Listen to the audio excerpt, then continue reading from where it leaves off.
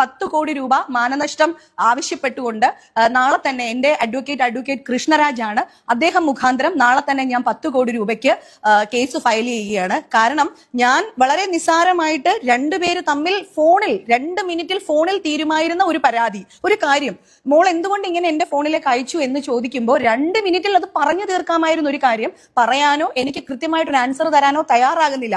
1 മാസത്തോളം ഞാൻ വെയിറ്റ് ചെയ്തു. അതിനുശേഷമാണ് എനിക്ക് ഇങ്ങനെ ഒരു പരാതി കൊടുക്കേണ്ടി വന്നത്. പരാതിയിൽ ഉന്നയിച്ചിരിക്കുന്ന അൻസിബ പറഞ്ഞിരിക്കുന്ന ഒരു കാര്യങ്ങളും ഞാൻ പറഞ്ഞിട്ടുണ്ടായിരുന്നില്ല.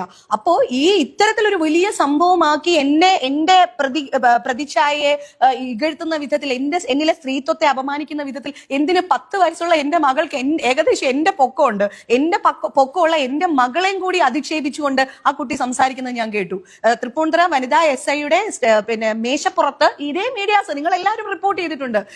മേശപ്പുറത്ത് കയറി ഇരുന്ന് കളിച്ചു എന്ന് വരെ പറഞ്ഞുകൊണ്ട് അധിക്ഷേപിച്ചിട്ടുണ്ട്. എന്റെ ഹസ്ബൻഡ് എനിക്കെതിരെ വളരെ മോശമായിട്ട് ആ കുട്ടിയോട് പറഞ്ഞു എന്ന് ആ കുട്ടി പറഞ്ഞിട്ടുണ്ട്. ഇത്തരത്തിലുള്ള എല്ലാ അധിക്ഷേപങ്ങളും ഞാൻ എല്ലാ മീഡിയയുടെയും റിപ്പോർട്ട്സ് എടുത്തു വെച്ചിട്ടുണ്ട്. ഞാൻ നാളെ തന്നെ ഹൈക്കോടതിയിൽ കേസ് ഫയൽ ചെയ്യുകയാണ്. എന്റെ അഡ്വക്കേറ്റ് എന്ന് പറയുന്നത് അഡ്വക്കേറ്റ് കൃഷ്ണരാജ് ആണ്. അദ്ദേഹം മുഖാന്തരം ഞാൻ 10 കോടി രൂപ മാനനഷ്ടം ആവശ്യപ്പെട്ടുകൊണ്ട് കേസ് കൊടുക്കും. 10 കോടിയുടെ മാനനഷ്ട കേസാണ് അൻസിബയ്ക്കെതിരെ നൽകുവാൻ വേണ്ടി പോകുന്നത്.